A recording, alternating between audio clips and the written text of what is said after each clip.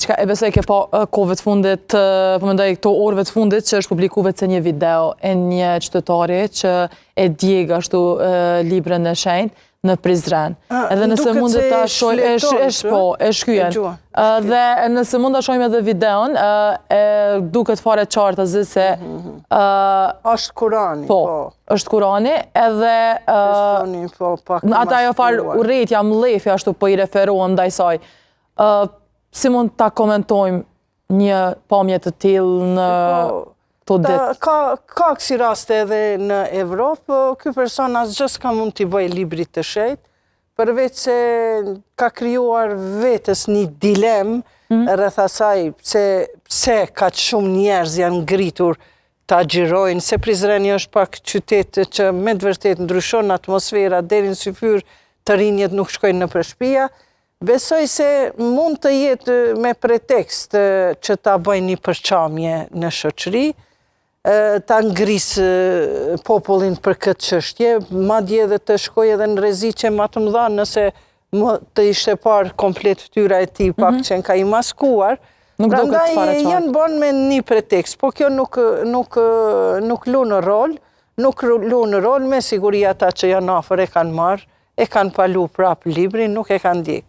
Por deshta mu lidhë me Petritin vërtet këto sebepet që tha, shumë mirë e spjegoj, sebepet janë për diçka, po për çdo punë, thot, innemel amalu bin nije.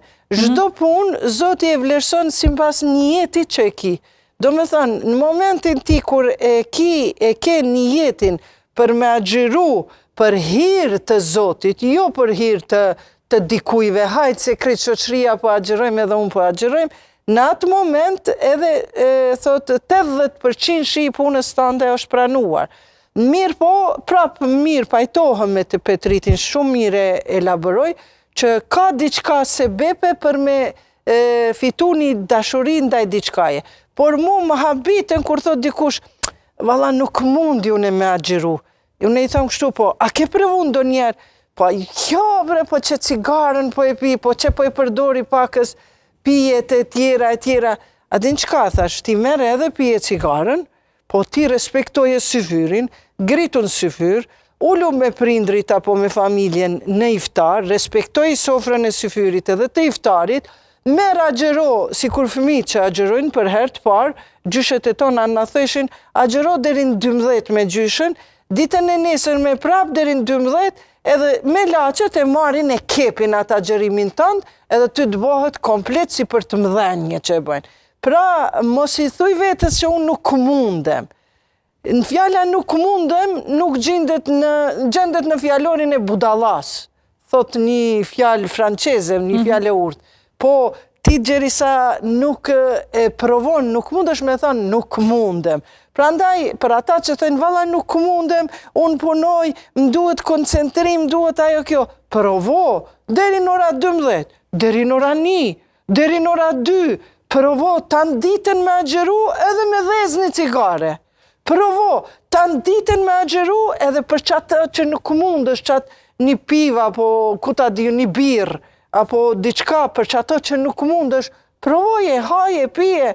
Shiko, vetëm agjerimi është një gjë që kërkush nuk mundet me dita i agjerushëm apo nuk i agjerushëm. Prandaj, namazi për shembull ti falësh edhe të shohin njerëzit.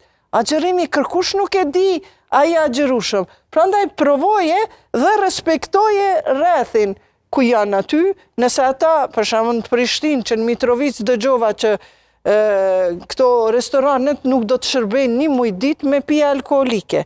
Kjo është një fenomen, një gjë e bukur.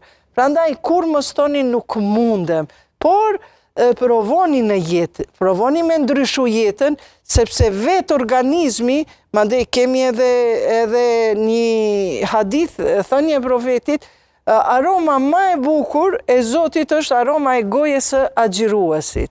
Që do me thënë vetë organizmi luftojnë disa bakterje në lukthin, në barkun e zbrast dhe e mbysin njëra tjetrën, prandaj edhe vjen një aromë të dikush ma shumë, të dikush ma pak, dhe edhe kjo e ka do me thonja në vetë. Madje shumë smundje janë shëru përmes dietave.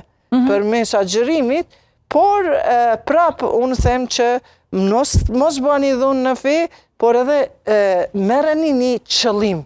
Unë kam qëllim, muajin Ramazan do ta bëj ndryshe nga muaj tjerë. Mande ajo rutinë, kadal duhet me vazhdu deri në vitin e ardhshëm. Nëse për shembull, unë kam fol gjatë jashtë muajit Ramazan kam përfol 10 veta. Kam me thënë, po muajin Ramazan nuk kemi as fuqi me përfol. Kam me thënë, valla, në muajin Ramazan, kom para Ramazanit një përgatitje 5 veta. Kjo është një metodë psikologjike si me bën ndryshime në vete. Mandej, për shembull, unë kam përfol, si raste mora, ose ka lloj mënyra tjera, nëse ti pinë 10 cigare, në muajin Ramazan kemi pi 2-3 cigare, dhe kështu e bëjmë ndryshimin në jetën tonë. I valla, dhe për fund, duat t'i rikthejem vetë